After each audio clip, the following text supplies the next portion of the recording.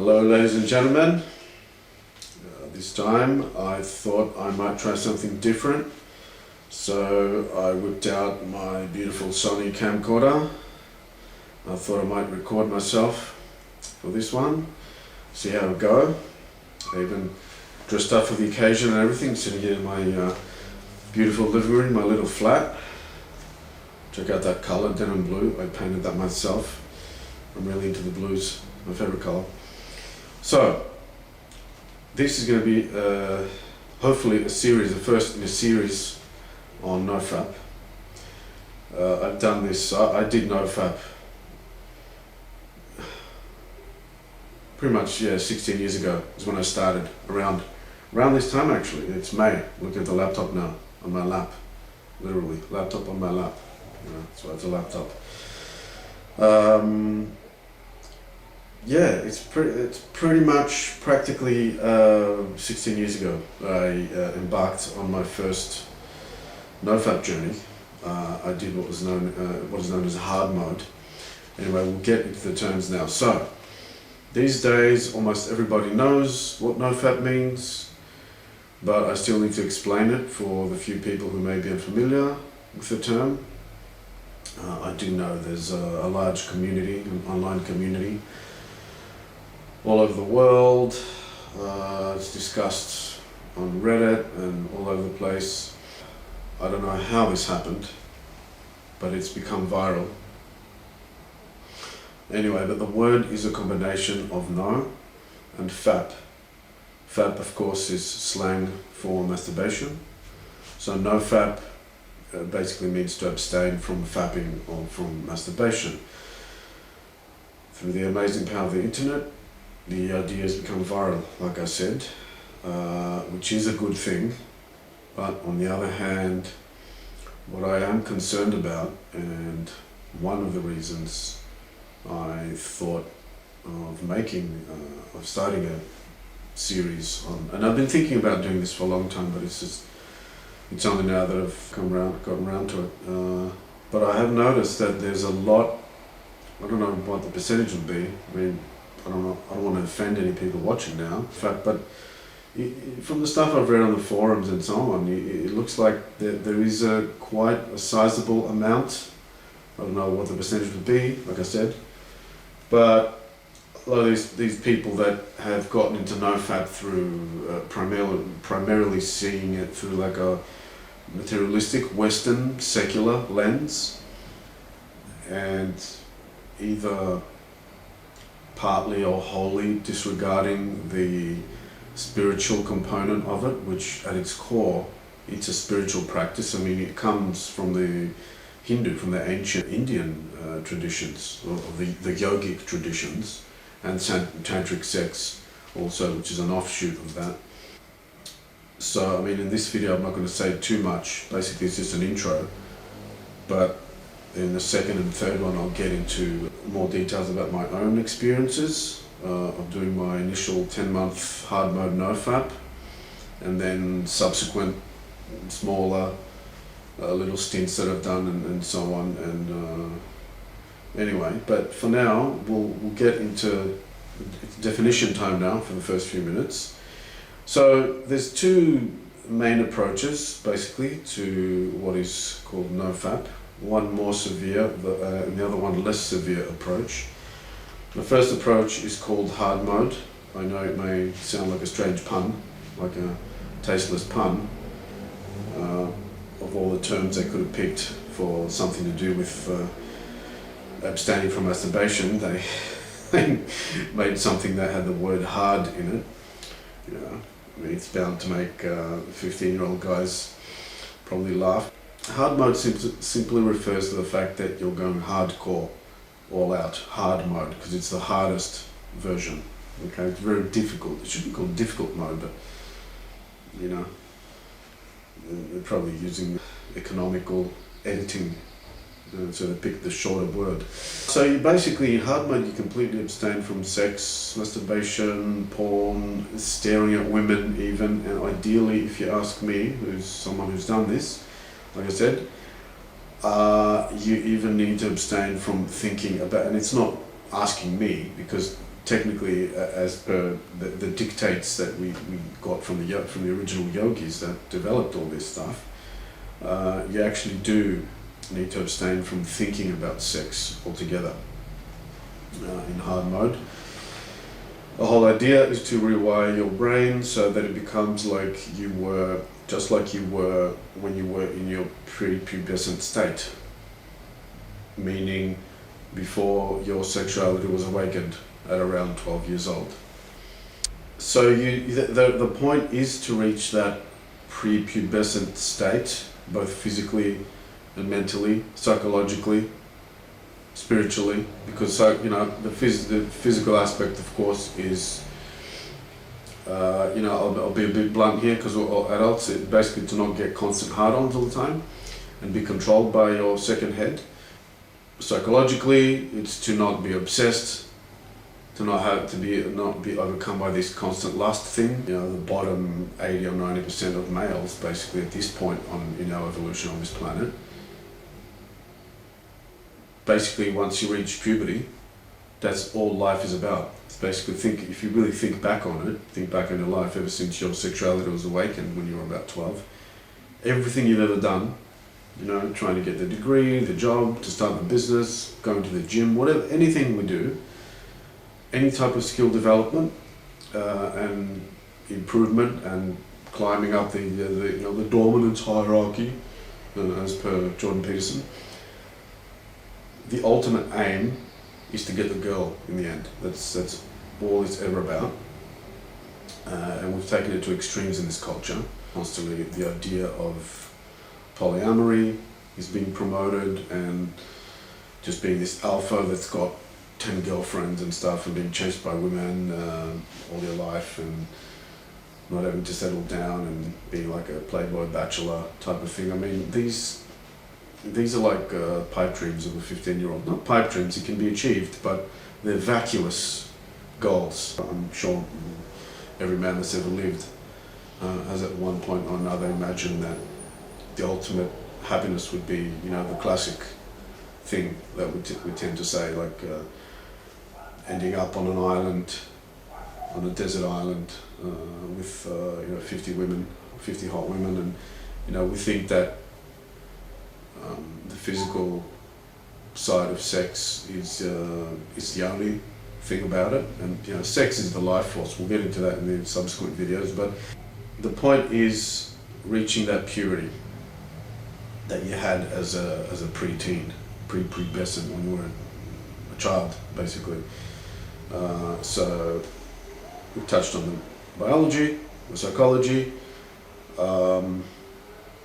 mentally pure, not thinking about sex all the time. Also, your mind not just having dirty thoughts. I mean, lust, it's a little bit different. I mean, the psychological ramifications of lust and the mental ramifications, it's slightly different. You could say, we could conflate the two and say, oh, it's the same thing. Why do you have two different categories there?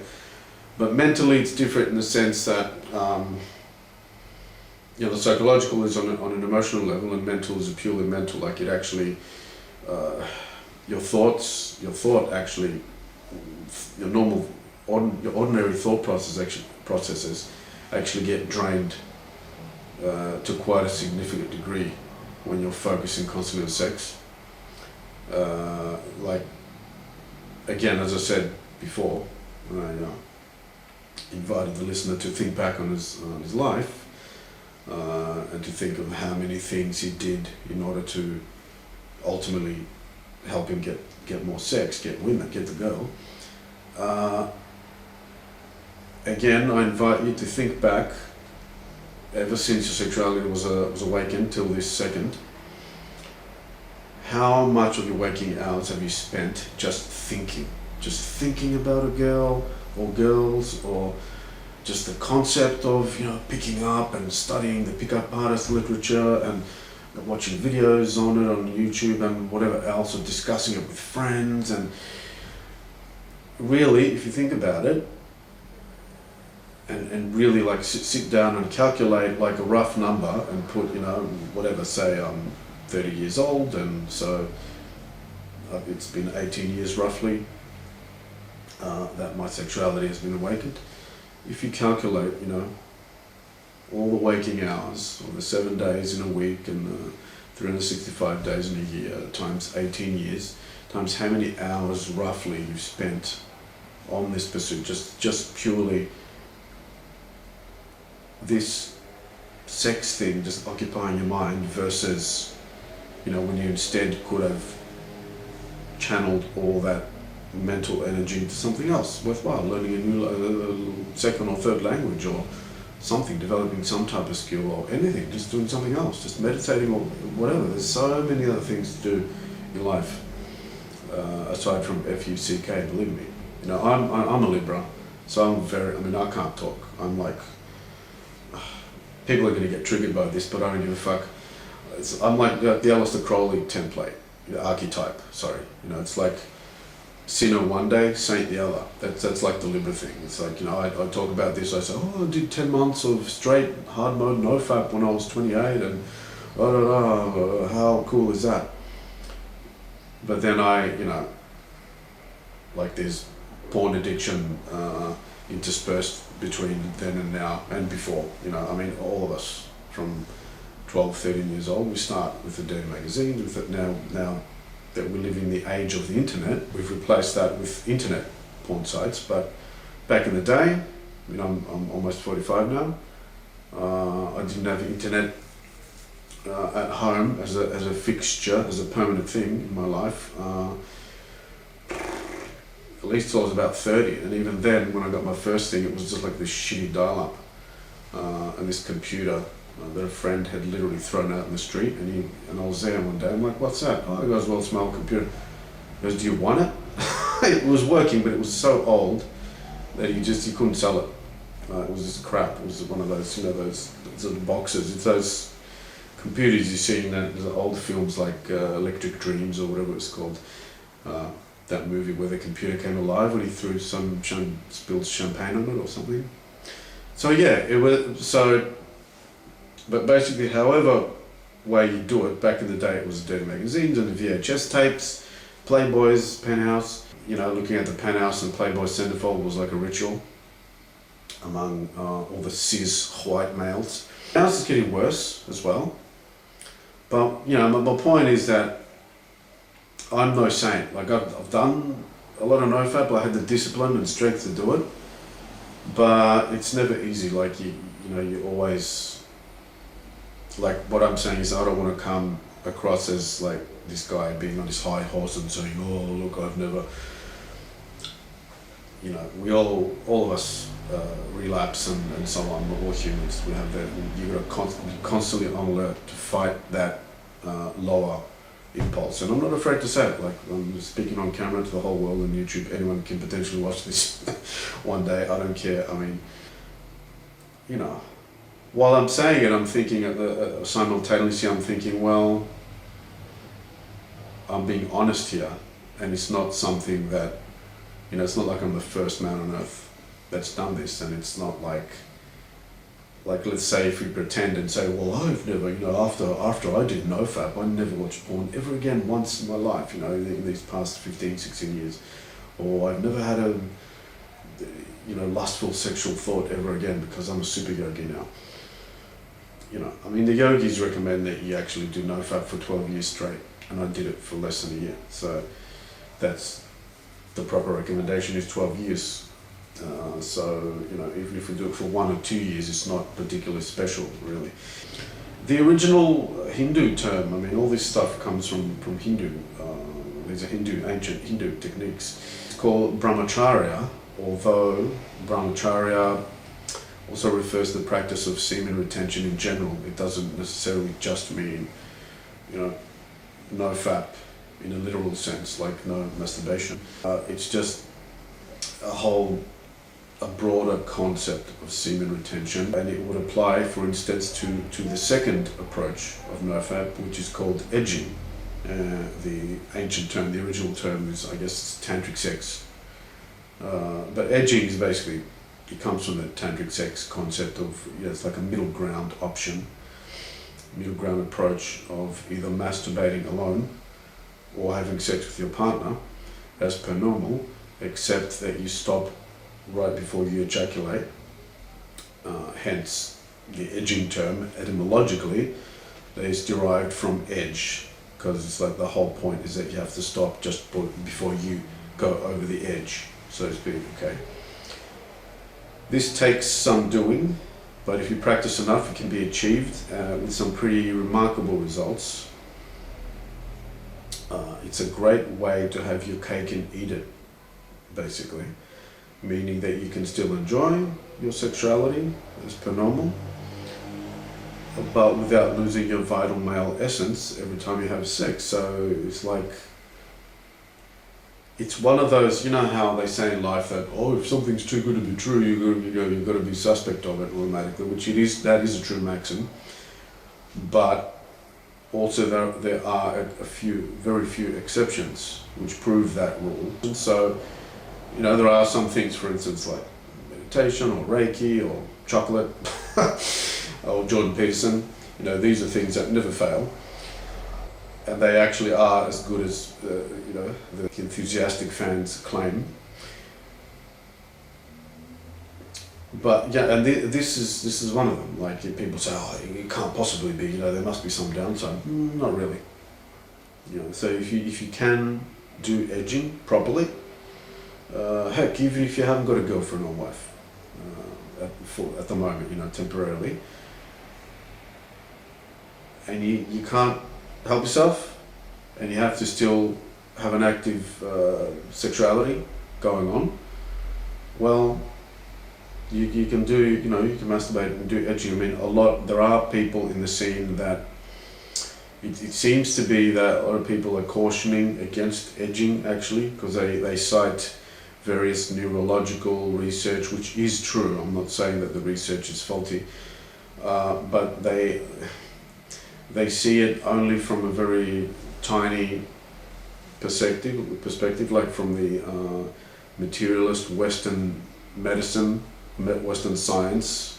I'm doing this for very good reason, because it's Western science. It's only like what you can see, feel, touch and smell, which means it's just, it only covers 10% of what is, maybe less. So a very extraordinarily limited approach, the Western scientific model currently, the current one.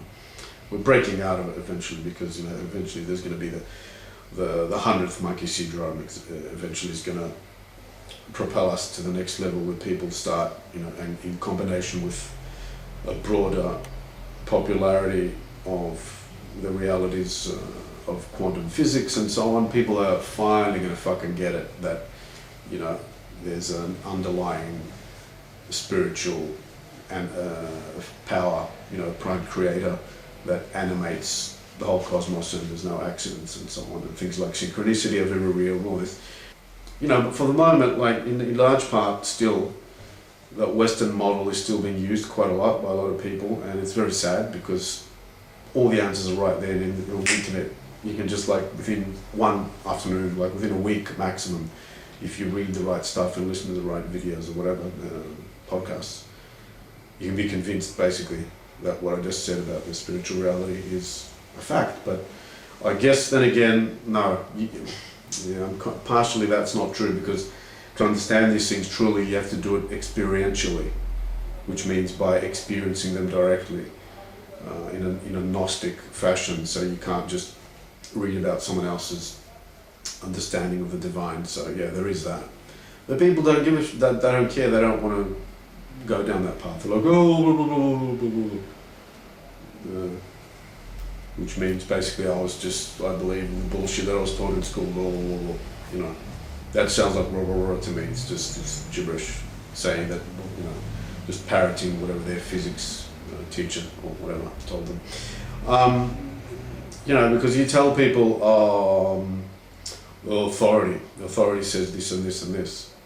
But if you actually go to the bottom of it and find, if you keep digging and discover, and you finally find that, okay, why is this particular school of thought or science or this person an authority. This famous person like someone like Isaac Newton or Aristotle or something. You know, Aristotle was considered an authority for like 1,000 years until basically the Enlightenment. And I got a Greek background, and it's like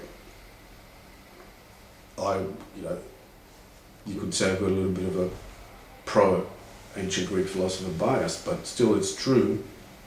It's a true statement to say that Aristotle was wrongly taken as too much of an authority, like he was a super authority on virtually all branches of science for almost a millennium. I'm like, okay, if Aristotle says it, you know, so this creates like a ossification. It calcifies the sciences, like it gets stuck in a box, and it's just you can't move forward. You know, new evidence comes along, but through confirmation bias, we reject it, just like they're doing with like Graham Hancock, another fantastic example of this, who's busting the old paradigms of the archaeological, how could I call it, archaeological system. I don't know, I was trying to come up with like a sinister conspiratorial term for it. Hopefully this will change. It is changing, like under our noses kind of, and before we know it, like within 5-10 years, people are going to be accepting the truth about the spiritual nature of the universe more and more. It's going to become like an accepted fact by even the dumbest, most uneducated person, most atheist person, all right?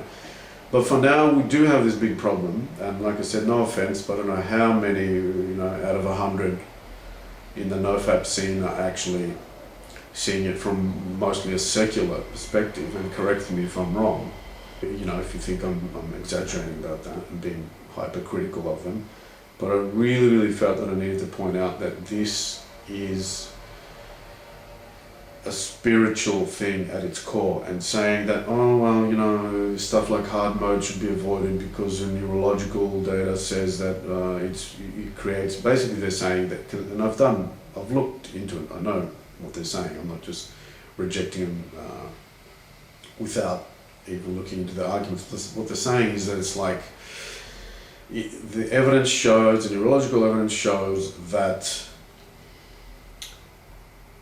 if we take fapping as just another addiction in the category of drinking and drugs and so on, and gambling, whatever, then we could say that, okay, if we're looking at it only from that limited Western materialist perspective, atheistic sort of framework, we could say, oh yeah, the addiction becomes even worse when you do the edging because it lights up the same, you know, it creates the same, you get the same chemicals get secreted in the brain as they do when you do fapping proper. But for some reason it's just even worse. I can't get into the details now, I couldn't be bothered. But I've looked into it enough to understand that that's what they're trying to say. But to me, it doesn't hold water because, like I said, they only see, if you see it from that materialistic Western perspective, you know, this is the whole truth, but the Western thing is only seeing this part of it only, and they're saying, well, it's the whole truth. And then you have, like, I don't know what it is, 60, 70, 80% of the population listening to only this bullshit, and they disregard the rest of that part, you know what I mean? Like, they're there. And there's that whole bit there that's lacking completely. Like, there's a vacuum. You don't learn any of this, the stuff I mentioned about spirituality a few minutes ago in school or anything. Definitely not university. I'm so glad I quit. I was a maths and physics nerd myself. I was a STEM field guy. I was one of those, you know, maths whiz, physics whiz, biology whiz. I mean, and I went and did electrical engineering then, typically, you know. Then I quit. I hated it and I quit, never to return. It's one of the best things I ever did, because I would have been so freaking left brain right now, it would have been funny.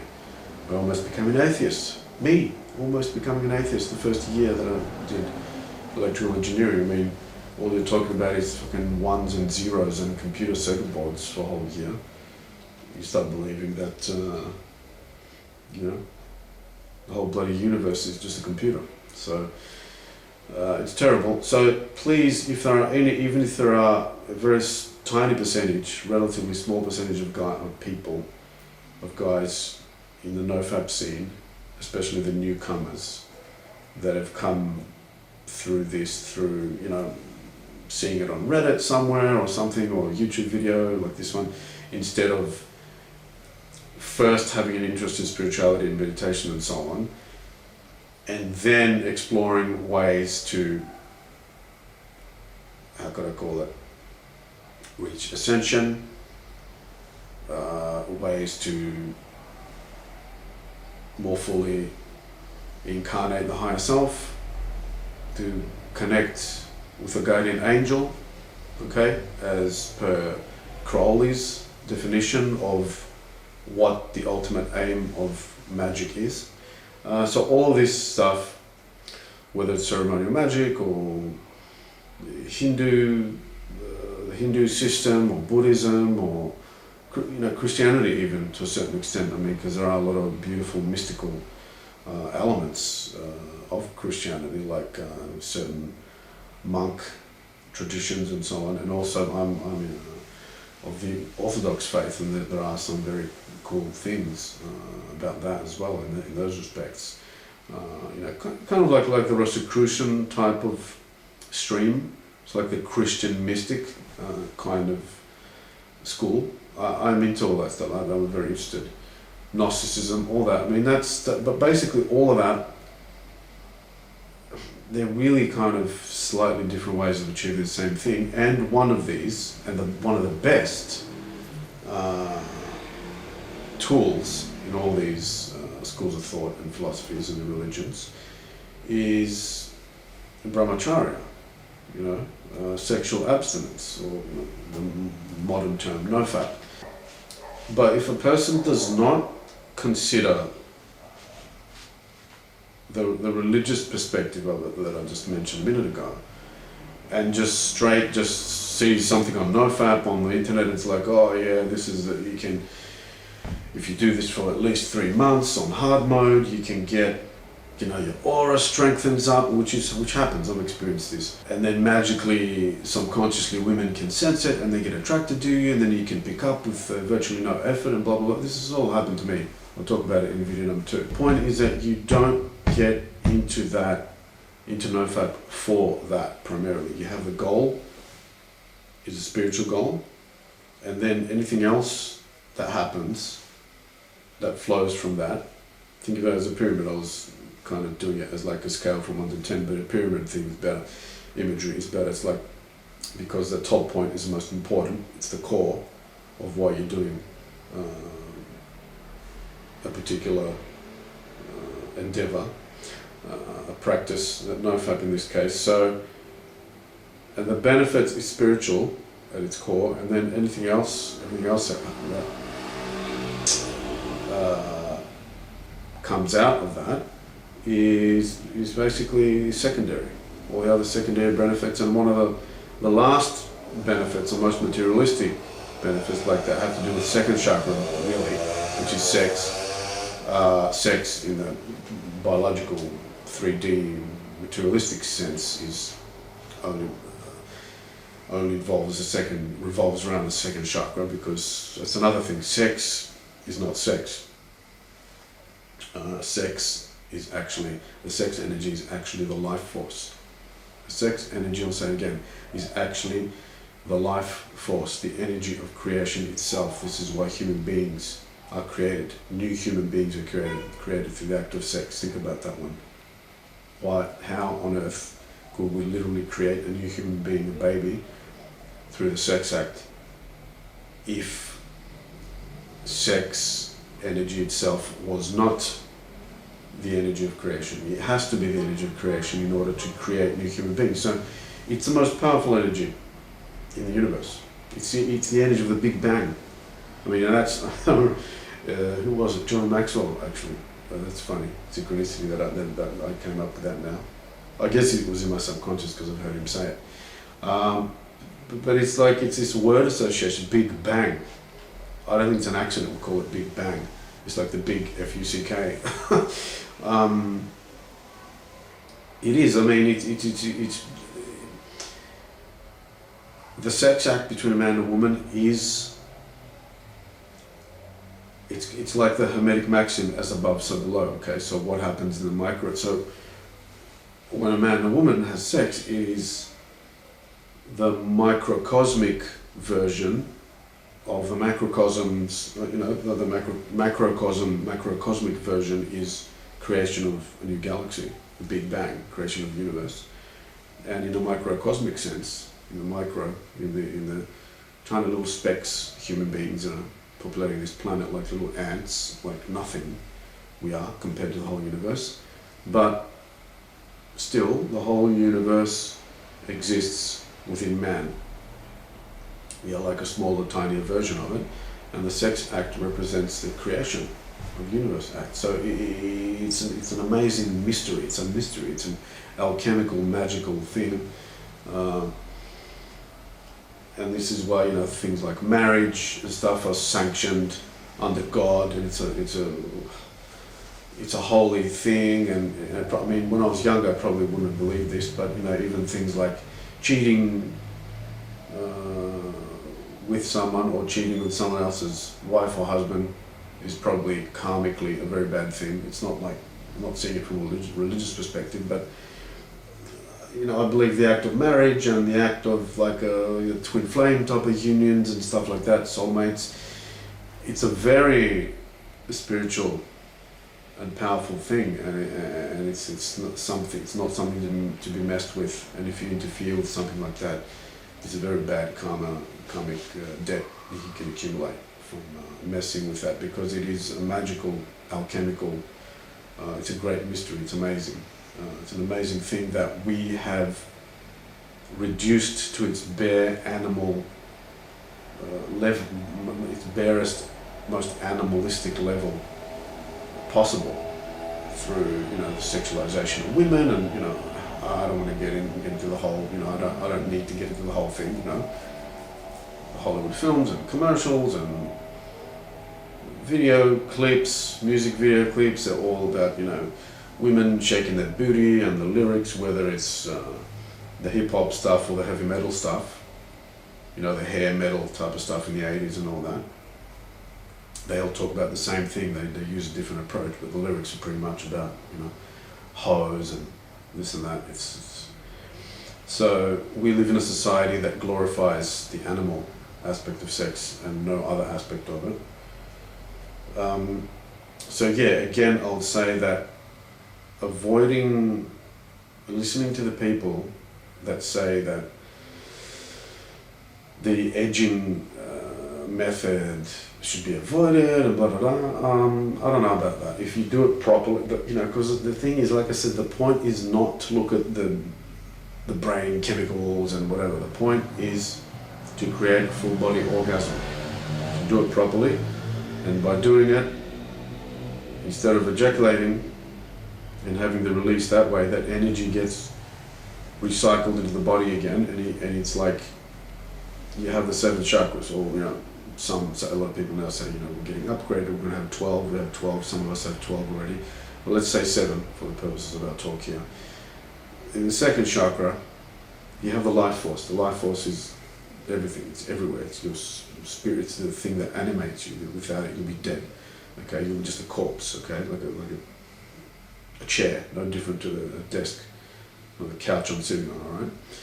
So, the life force, for some reason, you know, in a 3D, our body's designed to constantly secrete and lose the life force through the sex act, okay? But if you manage, it's like doing tantric sex is like hacking that system. It's like a hack.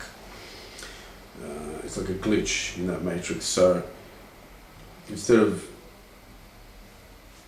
like opening that tap, having that tap constantly open, I'm talking, you know, and this is a very evocative image of, you know, the man like the tap, like constantly spilling the seed, you know what I mean?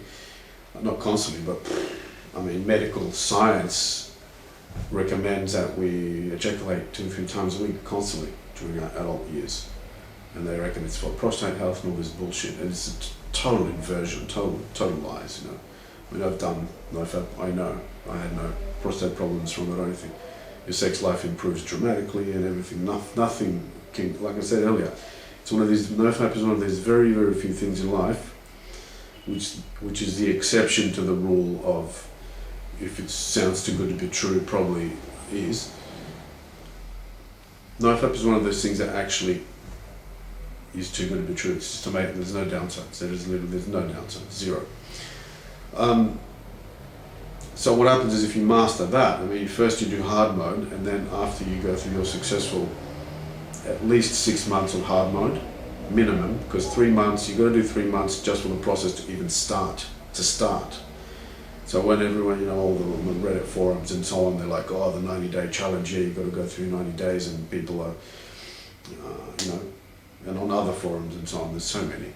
And there's a great supportive community there of people that have done it, and they give pro tips to people, to the newbies, of how to get through the 90-day challenge, and they congratulate themselves when they have their wins and so on. It's fantastic that they're doing that. This is such an encouraging movement that's happening around the world. But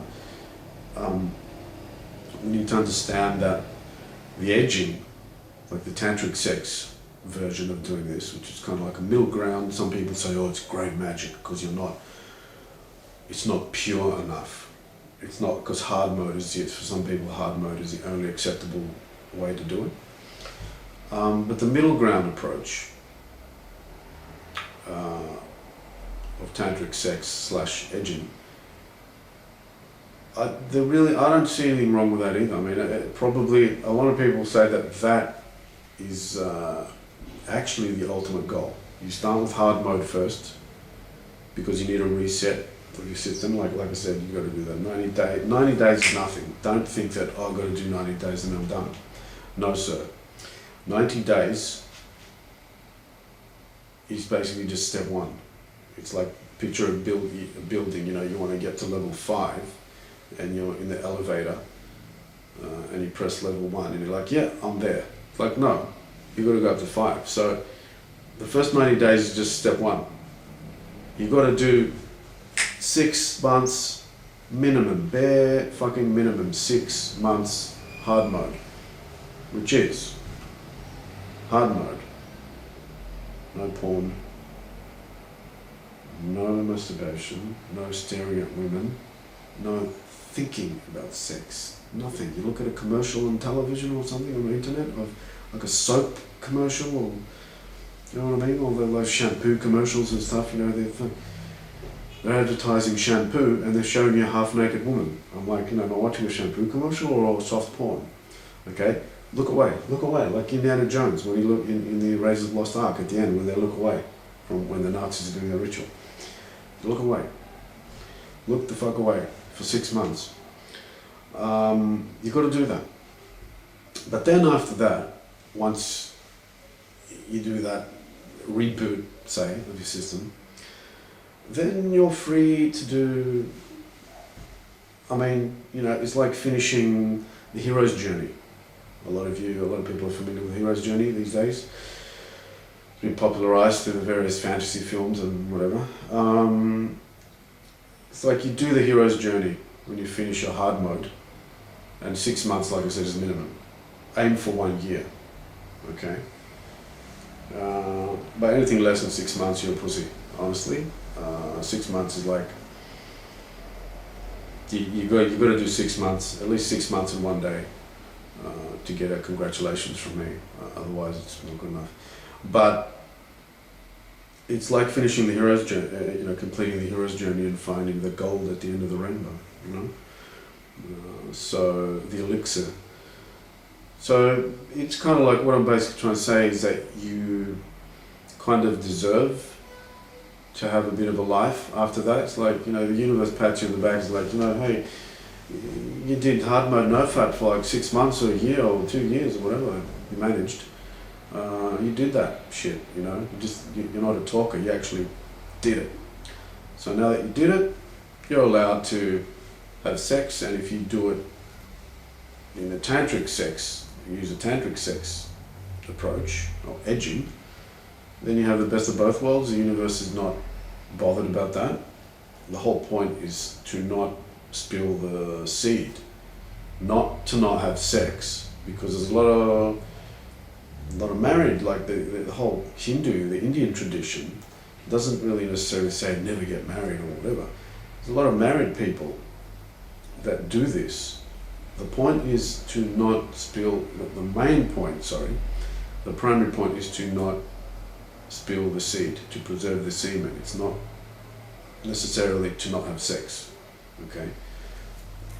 The only reason they say not have sex is because 99.99% of the time men cannot control themselves, and they do inevitably end up squandering the semen way too much. So that's, you know, and the yogis back in the day in ancient India, they were like, well, okay, well, let's just make this law, try to convince them that they just shouldn't have sex at all, because most of the time these guys are just going to be ejaculating no matter how hard they try anyway. So, but if you can manage, it's a very hard art. I mean, I did it to varying degrees of success. In the beginning, when I started doing it, I was good at it with my then partner, the woman I met after I did my almost 1 year of NoFap initially. But, you know, I fell, so to speak. You know, I was doing well with it sometimes, and then other times I wasn't. But I have done it, and you know, most of the time I can do it, and it's a great thing because you get the full body orgasm, which is something that you do not get when you do hard mode. Because hard mode, the sex energy is completely shut off. Hard mode, the point, what you're doing in hard mode is you're transmuting it. So you're absorbing the semen, you're transmuting the sexual energy, and it's because it's hardwired to go downward toward Malkuth, which is the lowest sphere on the Kabbalistic tree of life, which is a mystical occult system which explains the different levels of existence. Let's say dimensions, but I mean that's not really accurate. Probably shouldn't be saying dimensions, spheres, levels, I guess. So the highest, which corresponds to the prime creator, the divine, is Keter, K-E-T-H-E-R, and then Malkuth at the bottom, which corresponds to the grossest physical reality, the 3D matrix, let's say, the Earth.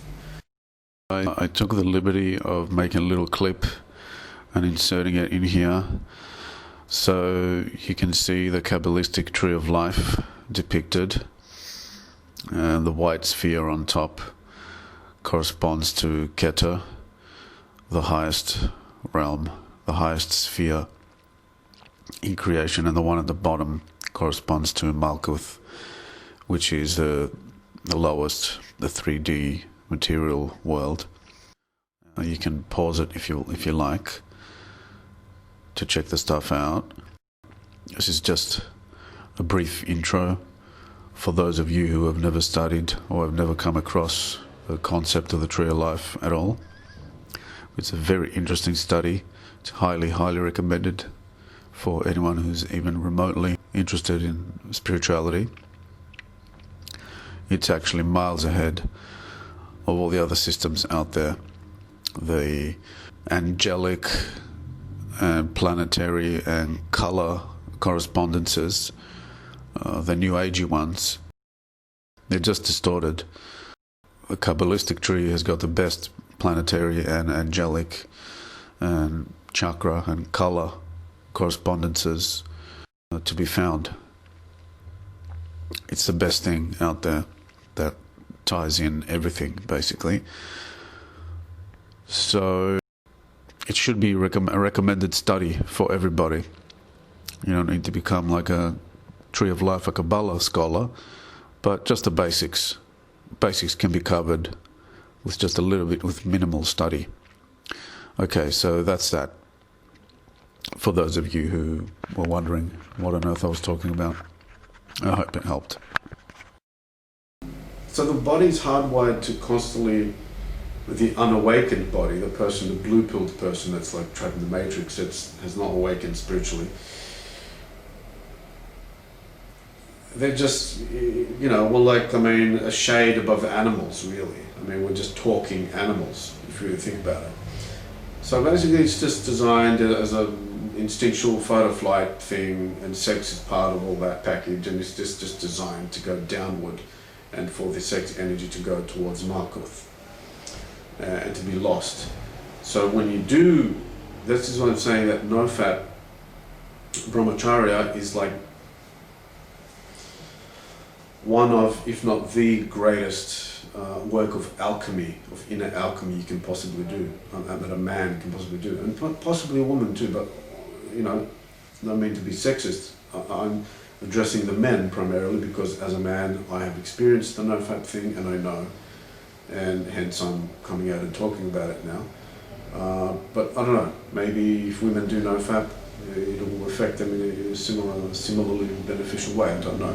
But with men, I know for sure that when you do the hard mode initially, the point is to flip the script and change and do a 180 and make that energy start going upward, Kabbalistic, the spheres of the Kabbalistic true life, / chakras, because the chakras correspond with the planets and the spheres, the 10 spheres on the Kabbalah. It's a brilliant thing. I mean, I know that a lot of you may not have necessarily studied the Kabbalistic tree of life, but if you have even a cursory interest in chakras or anything like that, or in astrology, or you know, either of the two, if you look at that, it combines all those things together. You know, chakras, the different dimensions, planets, astrology, and in a very in the deepest possible way. I mean, absolutely, it's miles ahead of the typical crappy astrology you're going to see, like in the back of a newspaper or whatever. Essentially, the hard mode is designed to change that inbuilt, you know, we're hardwired, like I said, you know, if an external force does not work upon us to disturb this and change us and wake us up, you know, if for some reason you do not take the red pill like Neo and stay how you are, the way we're naturally designed biologically, it'll just continue to be like that.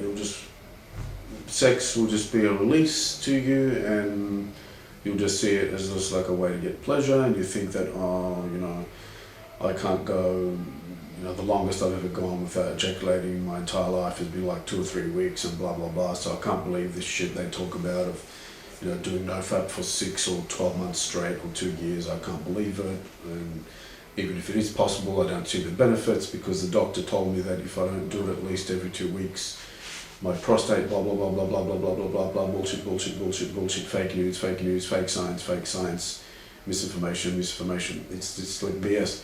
So, but if the person that is like that, they're just going to keep losing the sexual energy.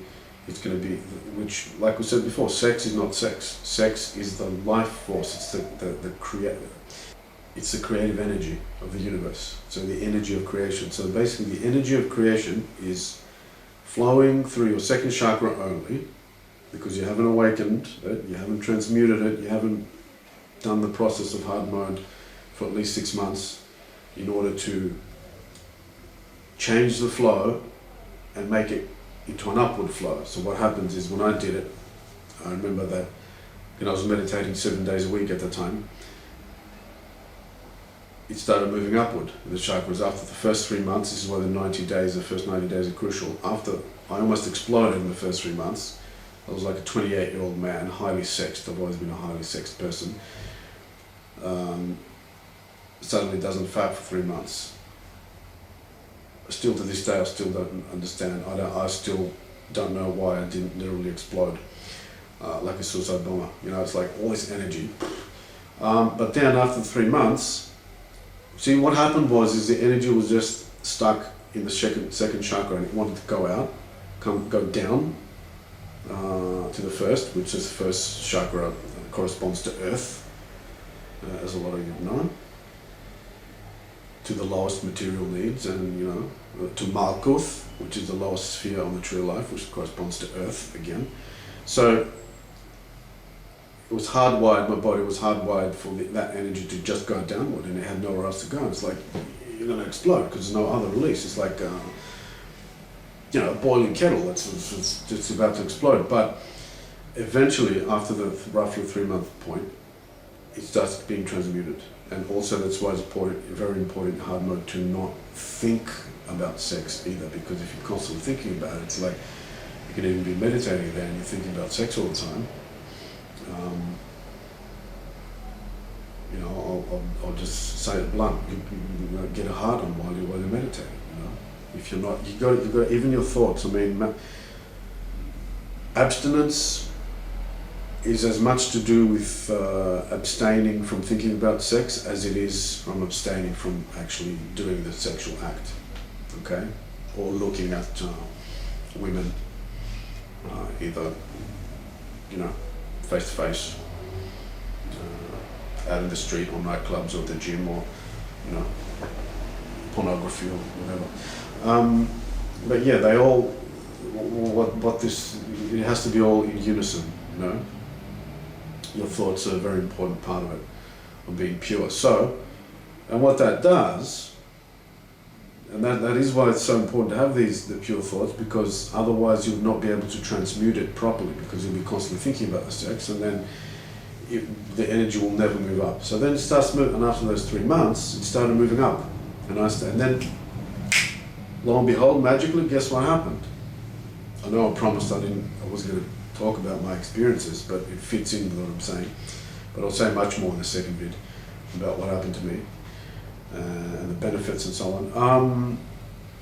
It was like I was like a 10-year-old boy after the 3 months. It was like my second head did not bother me for the next 7 months that I did it. Nothing. There were a couple of wet dreams. I don't know, I can't remember exactly what it was, but maybe there was about 3 wet dreams in the entire 10-month period. I'm serious. And I was like, wow. It's not like you feel like, you don't feel impotent. Oh God, it's total opposite. You feel so strong physically and everything, and mentally, and your aura, all this stuff about the aura becoming stronger and blah, blah, blah. That the pickup artists keep talking about, and that it attracts women, and your willpower strengthens, all this stuff. Intuition, IQ rises. I'm pretty sure my IQ got higher in those 10 months of hard mode NoFap. You can just smile, man. It's an amazing thing. It's hard to describe in words, really. You've got to experience it. But the shit is real. So then after the 3 months, roughly, it's like you feel very strong. It's a funny thing. You feel that the semen is going somewhere. It changes. It's like the word says, transmute. It gets transmuted. So essentially, after doing that, the energy starts moving upward, and then you are able to manipulate this energy and move it around all your chakras. So then you are ready to do tantric sex and be able to partake of the magic and the mystery and the alchemy of full body orgasm. Because otherwise, if you don't do the hard mode first, the energy will be stuck perpetually in the second chakra only, and the only way it will be able to get released is through the second chakra. So people that are mystified about full body orgasm say, oh, that can't be true, or how can that be possible, or even if it is, it sounds like BS, and they're constantly trying to put this Western lens, again, like this materialist Western point of view, which is so limiting. But it is a spiritual thing at its core. NoFap, absolutely.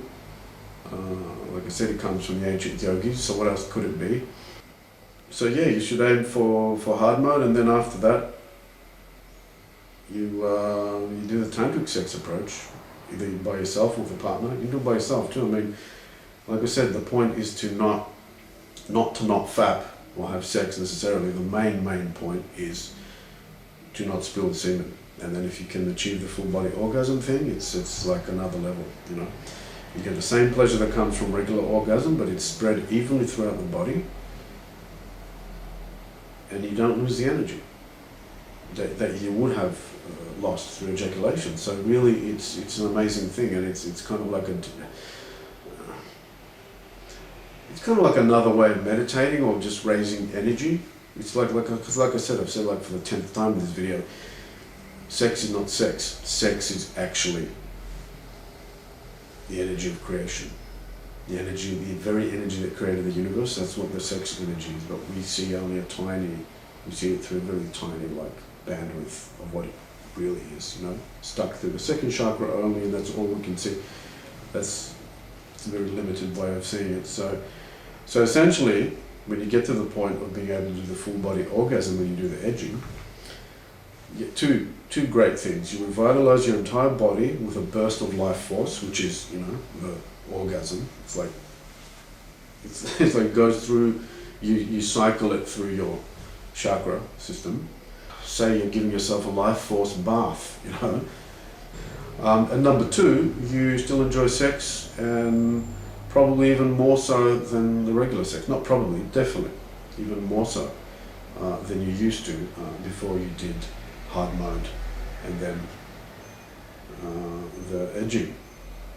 I don't like that word, edging. See, these terms, you know, it's cool. I really like it that the masses, the people that are not necessarily red-pilled in a spiritual sense, that are getting into this practice, you know, if only just to pick up chicks or whatever they want, you know, oh, your aura magnetically attracts women, and you just have to go to the bar and just sit there, and then women will just come to you, man. And trust me, it's happened to me, and all of that is true. It's happened to me as well, which this is not, absolutely not why I did NoFap initially, but these are the side benefits you can get. But I know I've said it many times in the video, but you need to get it through your head that you are not doing this to pick up women.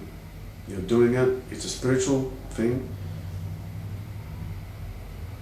It comes from Hinduism, the yogis that were telling us, you know, they recommend to do NoFap for 12 years straight, you know, hard mode for 12 years straight. It's astounding. Here I am, when I did it, it wasn't even 12 months, it was like about 10 months. So, you know, what's that?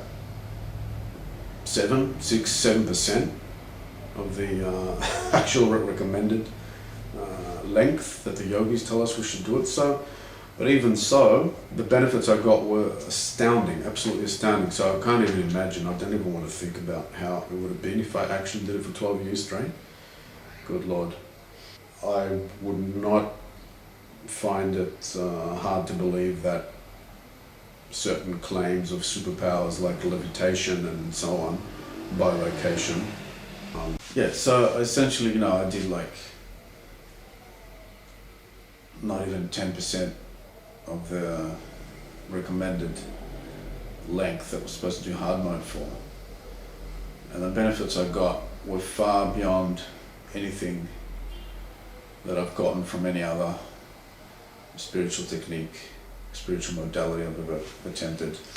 Some other things do come close, but NoFap is king. I'm telling you, NoFap, there's nothing like it for a young man, for a man of any age, but particularly young men. Absolutely need to do this. They need to do this. It should become like a rite of passage for every single young man ever. As I was saying before, sorry, the video cut off, the battery died. I was saying how I wouldn't be surprised at all, considering what I experienced from having done only the 10 months as opposed to 12 years continually or continuously, because continually means seemingly without interruption, but not actually. But yeah, continuously for 12 years, if you do hard mode properly, you know, without looking at women, without even thinking about sex. Basically, that's the whole point of like these guys being, isolating themselves from normal society, so they don't have or the concept is the concept behind being a monk as well in the Christian traditions, because you need to keep your thoughts pure first and foremost, and avoiding the visual contact with the hot women. That's the key to reaching that purity in thinking, in thought, not thinking about not having carnal desires all the time. So yeah, I would not be surprised if some of these outlandish claims that we hear about yogis saying that after many years of NoFap, of brahmacharya, of abstinence, you hear claims like levitation, bilocation, the X-Men type of things that we see in fantasy books and films, okay? But yeah, look, I kind of got like glimpses of it. Like you could say I had moments of superhuman strength. I'll get into it in a second in the next video, where I'm going to break down about 5. I reckon generally about 5.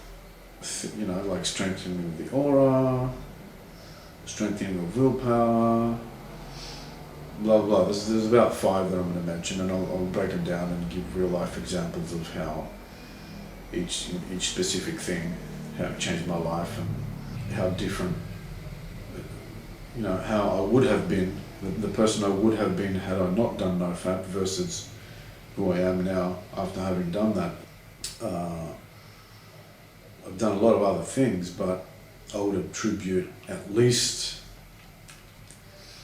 a quarter or more, like 30 or 40% of any post NoFap successes that I've had, I attribute it to the NoFap. So it gives you it gives a man a tremendous boost, because the thing is, and I'm going to close, I'm going to speak a few minutes now, because we've gone to about, up to an hour or something now.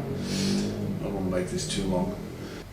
I'm not the first, this is not my idea. I mean, you can find this on the internet if you Google it, but there's a concept that it's not accidental that semen is white, because for the people that have awoken even to sort of a beginner kind of level, they understand that everything's connected in a synchronous way, like names, words, like this whole thing about numerology, gematria, and everything. Like your name is not an accident. Your birthday, the numerology of your birth date, and all that stuff. Your astrology chart, everything. It's all tied with who you are and your karma and your bloodline and your soul group and all this stuff, and names of the name that you are given, your birth name, the name that you like to be called, because it might be, most of the time we are known as a shortened version of our Christian name, and all this. None of these things are accidental. Colours, words language and words are an amazing thing, and just the universe is just, nothing is accidental. Okay, so it's not an accident that the colour of semen is white, because white is the colour that's most associated with spirituality and spiritual purity. Okay, it's the universe basically trying to say, and like I said, this is not my understanding only. You can readily find this opinion all over the internet. Basically, it's the universe. It's a massive synchronicity, wherein the universe is trying to show us quite blatantly that this stuff that you're so fond of constantly spilling all the time, as much as humanly possible, most of it, thanks to Viagra, you can just keep having sex unabated at any age, practically. So, I mean, I don't know if it's a good or bad thing. Most of you know what I'm going to say now. It's like liquid spirit. It's like a higher self. It's our spirit in liquid form. That's why it's white. It's like, you're draining your spiritual energy, literally, with each drop you spill.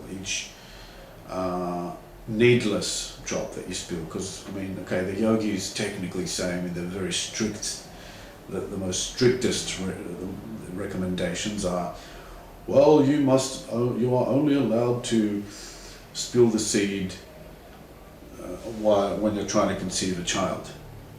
Then and only then, for the married people that are on this path of brahmacharya, okay?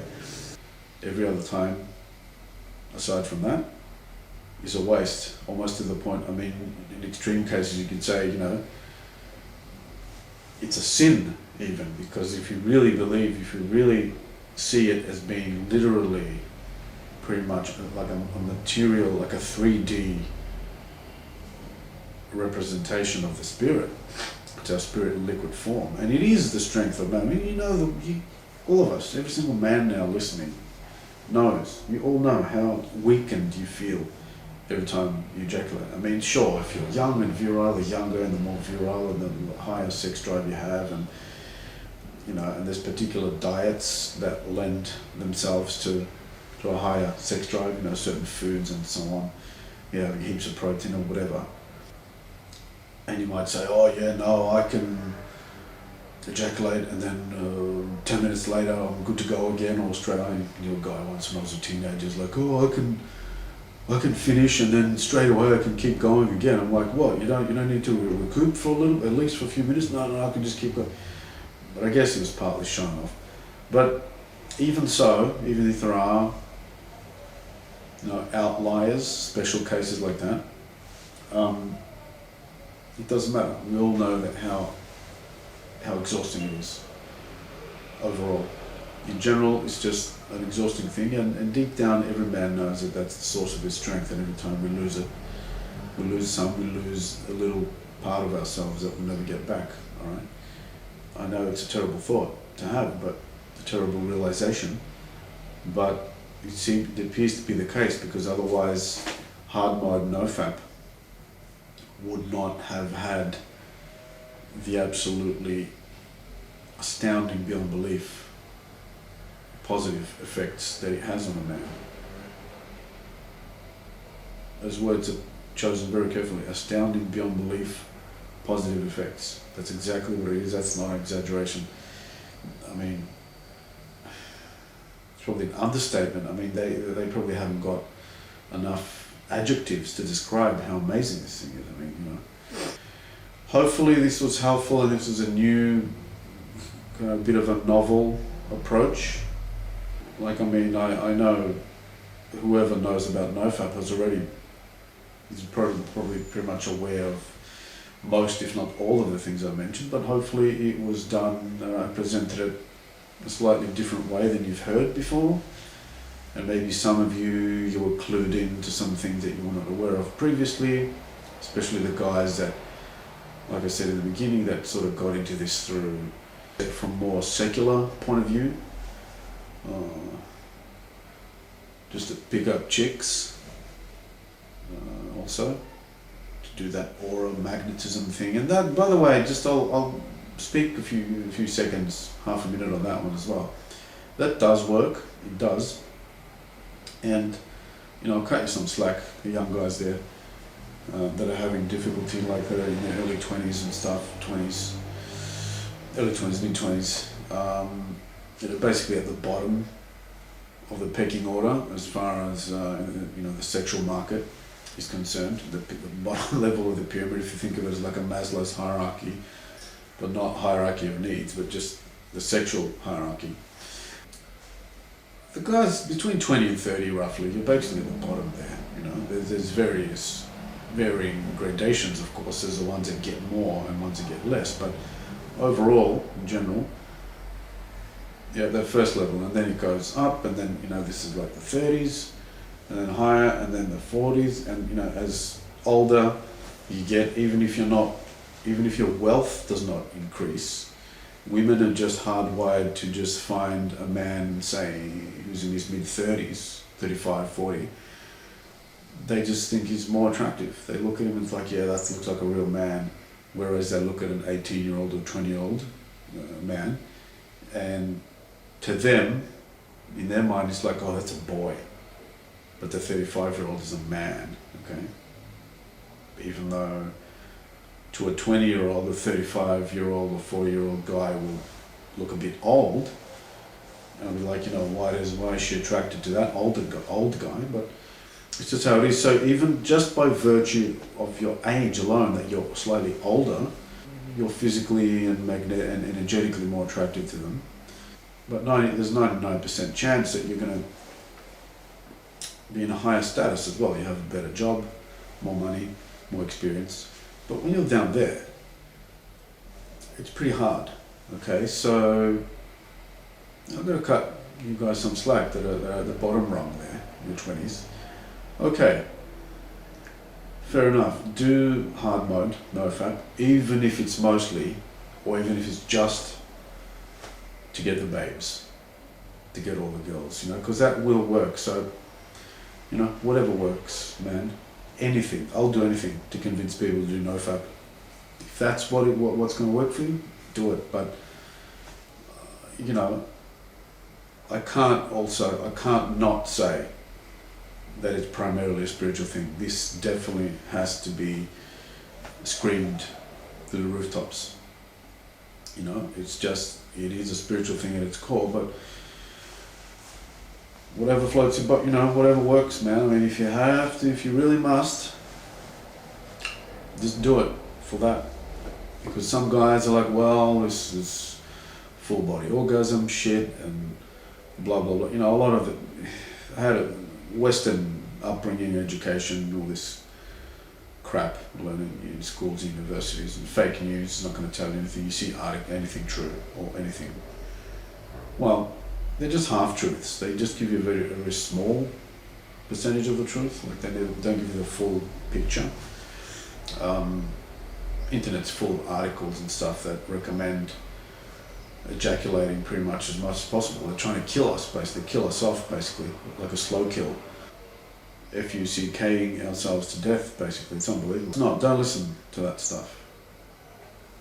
I know it's hard for some people that have been programmed with this type of upbringing, with this Western, very materialistic society that, they were taught that reincarnation is BS, we're taught that the spirit doesn't exist and all this stuff, very mechanistic type of AI type of, it's almost as if they're trying to convince young people that are born, this new generation that's going to school right now. It's almost like there's this massive push to convince them that we're basically meat androids, okay, organic meat androids, like robots made out of meat, really. And mind and brain is the same thing. Mind is not brain. Mind is an invisible thing. It's like a radio wave, and brain is the transceiver. It's like the hardware. It's like the radio device that picks up the signal, the radio signal. It's not the same thing. If someone says that a radio signal is the same as a radio, like if you go to a shop and buy a little radio, transistor radio, and the clerk, the salesman guy says, "Oh, this is a radio wave. I'm going to sell you a radio wave here for $50." You'll laugh. You'll think he's insane. Okay, it's similarly insane to try to say that the mind waves are identical, or the same thing as, our grey matter, the stuff, the physical stuff we have in there. It's nothing. It's a dead. What about when the person dies? Is there still a brain, a mind in there? Like, no. We're not just computer circuits made out of meat. No. You might think this is BS, you might not, but, for the people that are kind of having second thoughts about what I'm saying about the spiritual stuff, well, whatever. Do NoFap from a secular perspective, if you must, but you'll get the benefits nevertheless. And if you do it well enough and for long enough, particularly the hard mode to begin with, you will. It's practically inevitable that you will start experiencing spiritual phenomena at some point, metaphysical phenomena, let's call it. And that will help a lot in convincing you that this stuff is real also, and then you'll think back on this and say, oh yeah, sexual abstinence, NoFap and tantric sex is at its core a spiritual thing. So, okay, so with that, I say goodbye for now. Sorry if this went a little bit overboard, overlong, and kind of repeated myself a couple of times there, but these were important points, the ones that I mentioned several times I felt were important. Okay, so I hope you guys enjoyed.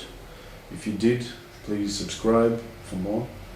Please like it, comment, try to be respectful though in the comments. You can disagree and stuff, but you know, I don't want outright comment battles under there. I used to reply, but now I've mastered that. I don't really look at them much, but you know, just please be respectful. You can say whatever you want, but do it respectfully, civilized basically. So, and share it, send it to your buddies, share it around to people that you think might like this or benefit, and do NoFap. Start now, today. Stop fapping straight away. Throw your porn away. Throw the penthouse magazines. Stop staring at hot butts and semi-naked women in soap commercials, and start your hard mode now. Write it in your diary, on your calendar. You know, cross off 1 day, 2 days. You know, like the guys in jail. The days, like cross them out. 90 days. Do your first 90 days, ladies and gentlemen. The stuff works. It's real. All the benefits that people talk about are real, more or less. Okay, I will see you soon.